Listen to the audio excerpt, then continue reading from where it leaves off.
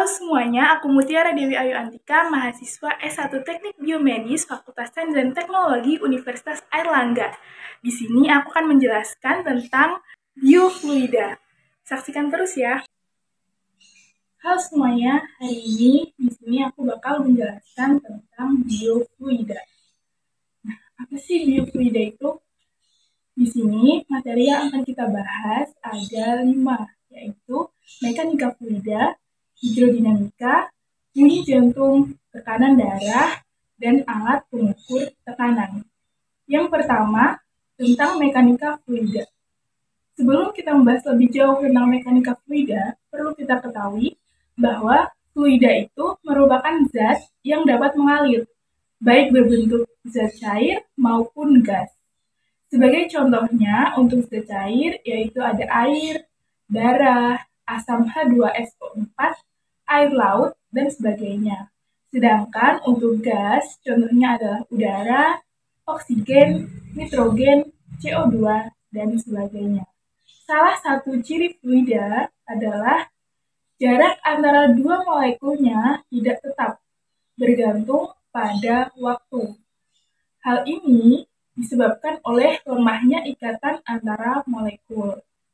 Gaya tarik-menarik antar molekul itu terbagi menjadi 2, yaitu gaya kohesi dan juga gaya adesi. Nah, gaya kohesi itu apa? Gaya kohesi adalah gaya tarik-menarik antara molekul yang sejenis. Sedangkan gaya kohesi adalah gaya tarik-menarik antara molekul yang tak sejenis. Gaya kohesi antar molekul gas sangat kecil jika dibandingkan dengan gaya kohesi antar molekul zat cair. Molekul-molekul zat cair yang terikat satu sama lainnya sehingga membentuk satu kesatuan yang jelas, meskipun sebagian ditentukan oleh wadahnya. Nah, kenapa gaya kohesi antar molekul gas lebih kecil daripada molekul air? Hal ini dikarenakan ikatan antara molekulnya. Dalam molekul zat tuh kayak molekulnya tuh lebih renggang daripada yang di zat cair, sehingga gaya tarik menariknya juga lebih kecil daripada zat cair. Selanjutnya adalah penerapan fluida. Di bidang penerbangan, fluida ini dimanfaatkan untuk mempelajari perilaku udara sebagai zat alir. Sedangkan di bidang kesehatan, fluida ini bisa diterapkan untuk mempelajari sistem peredaran darah dan injeksi cairan ke dalam tubuh. Perbedaan antara zat cair dan juga zat gas. Untuk zat cair, molekul-molekul terikat secara longgar, namun tetap berdekatan. Sedangkan untuk gas, molekul bergerak bebas dan saling bertumbukan. Untuk zat cair yang kedua, tekanan yang terjadi disebabkan oleh adanya gravitasi bumi yang bekerja terhadapnya. Sedangkan pada gas, tekanan gas bersumber pada perubahan momentum yang disebabkan oleh tumbukan gas pada dinding. Pada zat cair, tekanan itu terjadi secara tegak lurus pada bidang. Namun, pada gas, tekanan terjadi tidak tegak lurus pada bidang.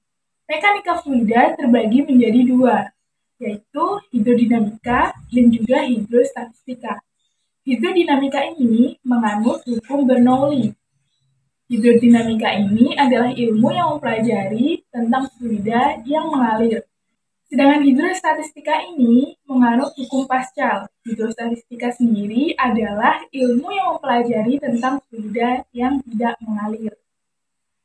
Hukum Pascal sendiri yaitu tekanan yang diberikan kepada zat cair di dalam ruangan tertutup diteruskan sama besarnya ke segala arah, atau secara matematis dituliskan dengan P1 sama dengan P2 atau P awal sama dengan P akhir.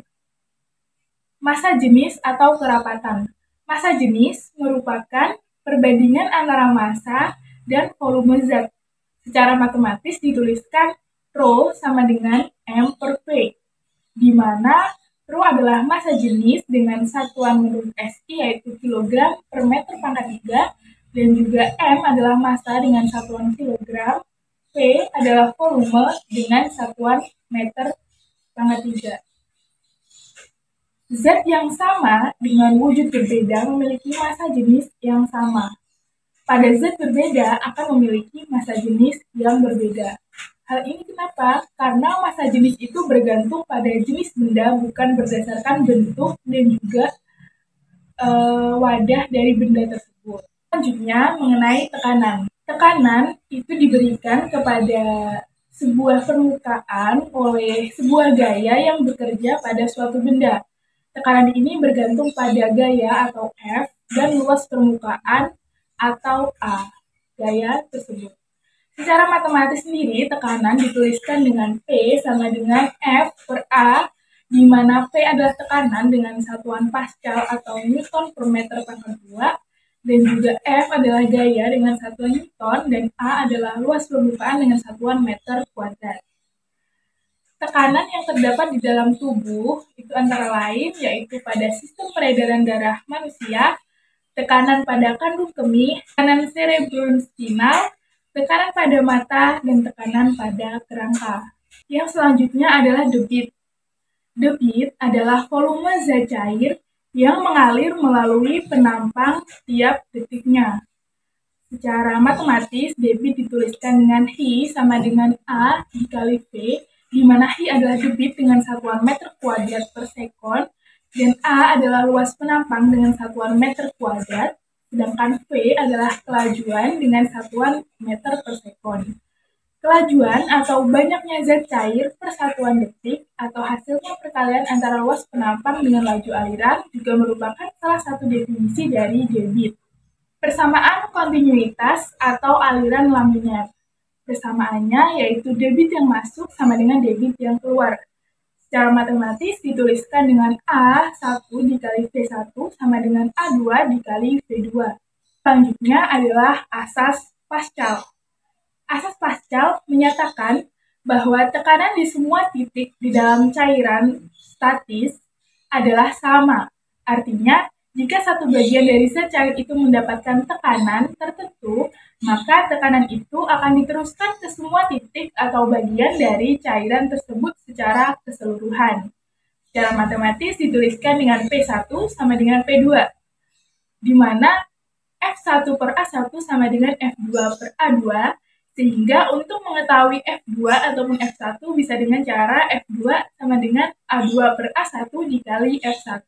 Selanjutnya kita membahas tentang tekanan hidrostatik. Tekanan hidrostatik adalah tekanan pada suatu titik dalam fluida yang disebabkan oleh gaya berat fluida di atas titik tersebut. Rumusnya adalah P sama dengan P0 plus Rho GH, dan P min P0 sama dengan Rho GH, sehingga delta P sama dengan Rho GH. Dengan keterangan, P0 adalah tekanan udara sekitar atau tekanan atmosfer, biasanya 1 atmosfer. Terus untuk Rho adalah massa jenis cairan, yaitu air. Biasanya cairan yang digunakan adalah air, sehingga kita bisa memberi massa jenisnya yaitu 1 gram per cm pangkat 3. G-nya adalah percepatan gravitasi yaitu 9,8 meter per sekon, dan H-nya adalah kedalaman cairan dalam satuan meter. Ketika kita berenang, maka kita akan merasakan adanya tekanan air pada gendang telinga. Nah, semakin dalam kita menyelam, tekanan pada gendang telinga ini akan semakin membesar, dan kita akan merasakan sakit di bagian telinga. Tekanan yang dirasakan itu berasal dari gaya berat air yang berada di atas kita. Nah, tekanan pada zat cair bertambah seiring dengan bertambahnya kedalaman. Jadi semakin dalam benda itu berada, maka tekanannya itu semakin besar. Nah, tekanan pada fluida juga bergantung pada kerapatan atau massa jenis fluida atau zat cair itu sendiri. Jadi ketika kita menyelam pada zat cair yang kerapatannya lebih besar, maka akan semakin besar pula tekanan hidrostatik yang akan kita rasakan. Selanjutnya kita akan membahas tentang hidrodinamika. Aliran darah biasanya mengalir secara laminar atau streamline, tetapi pada beberapa tempat terjadi turbulensi. Contohnya pada valvula jantung atau katup jantung. Secara teoritis, aliran laminar bisa diubah menjadi aliran turbulensi apabila tabung atau pembuluh darah berangsur-angsur diciutkan jari-jarinya, dan kecepatan aliran secara bertahap ditingkatkan sehingga mencapai kecepatan yang kritis. Ini jantung. Suara jantung dapat didengar melalui stetoskop karena adanya vibrasi pada jantung dan pembuluh darah besar. Biasanya, buka tutupnya valvula atau katup jantung akan terdengar suara. Demikian pula aliran turbulensi dapat didengar pada saat-saat tertentu. Tekanan darah. Tekanan darah dapat diukur dengan menggunakan sphygmomanometer atau tensimeter yang berisi air raksa dan biasanya dikalibrasi dalam milimeter Hg. Ada dua nilai tekanan darah yang diukur, yaitu tekanan maksimum ketika jantung memompa atau tekanan sistolik untuk orang normal sekitar 120 mmHg, dan yang kedua adalah tekanan minimum ketika jantung beristirahat atau tekanan diastolik normalnya adalah 80 mmHg. Proses pengukuran tekanan darah. Tekanan udara pada jaket dinaikkan di atas tekanan sistolik dengan pompa tangan. Tekanan ini memompa arteri utama atau brachial di lengan dan memotong aliran darah. Selanjutnya, tekanan udara kemudian diperkecil perlahan-lahan sampai titik di mana darah kembali mulai mengalir di tangan. Deteksi dengan mendengarkan karakteristik ketukan darah yang kembali ke lengan bawah dengan stetoskop atau tekanan sistolik. Tekanan udara kemudian diperkecil lebih lanjut dan suara ketukan menghilang ketika darah dengan tekanan rendah memasuki arteri. Itu disebut dengan tekanan diastolik. Jumlah darah untuk orang dewasa adalah sekitar 4,5 liter. Dalam satu kali kontraksi jantung, terpompa 80 ml darah per menit beredar satu siklus di dalam tubuh, dalam sirkulasi darah. 80% sirkulasi sistemik ini dibagi atas 20% di arteri, 10% di kapiler, dan 70% di vena. Sedangkan 20% sirkulasi paru-paru ini terbagi atas 7% di kapiler paru-paru dan 93% di arteri dan vena paru-paru. Alat pengukur tekanan. Alat pengukur tekanan ada beberapa, yaitu yang pertama tanometer. Tanometer ini digunakan untuk mengukur tekanan intraokuler pada penderita glaukoma. Nilai normal tekanan intraokuler adalah 12-23 mmHg. Yang kedua adalah sistometer. Sistometer ini digunakan untuk mengukur tekanan pada kandung kencing. Terdiri dari pipa kapiler yang mengandung skala CmH2O terhubung ke jarum melalui pipa karet. Untuk orang dewasa, perbandingannya adalah 30 cm H2O, sedangkan pada penderita prostat hipertrofi itu bisa mencapai sekitar 100 cm H2O dan baru terjadi pengeluaran kencing. Ini adalah gambar dari tanometer. Dan ini adalah gambar dari sistometer. Yang selanjutnya adalah pernapasan. Proses pernapasan yaitu yang pertama inspirasi, adalah mekanisme masuknya udara dari luar ke dalam paru-paru. Dan ekspirasi adalah mekanisme keluarnya udara dari dalam paru-paru. Sedangkan pernapasan merupakan suatu proses yang terjadi secara otomatis walau dalam keadaan tertidur sekalipun karena sistem pernapasan dipengaruhi oleh susunan saraf otonom. Keluar masuknya udara di dalam paru-paru dipengaruhi oleh perbedaan tekanan udara di dalam rongga dada dengan tertekan udara dari luar tubuh.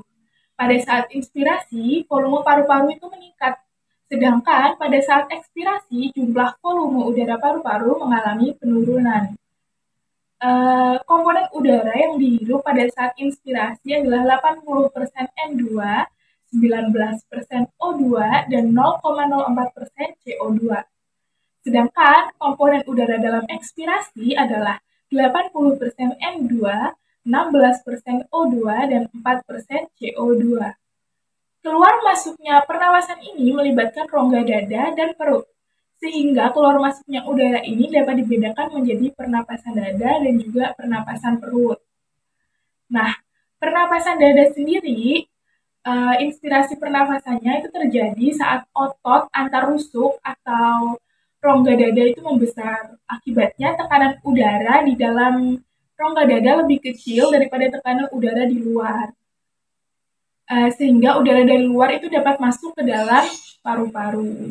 Untuk ekspirasi pernapasannya terjadi pada saat otot antar tulang rusuk berelaksasi atau mengendor.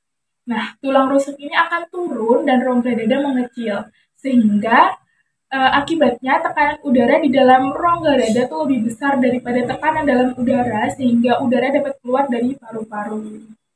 Perut.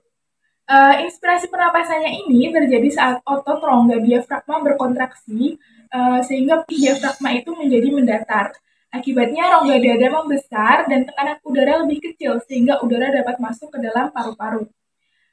Untuk ekspirasi pernapasannya terjadi pada saat otot diafragma berelaksasi atau nanti posisi diafragmanya itu melengkung.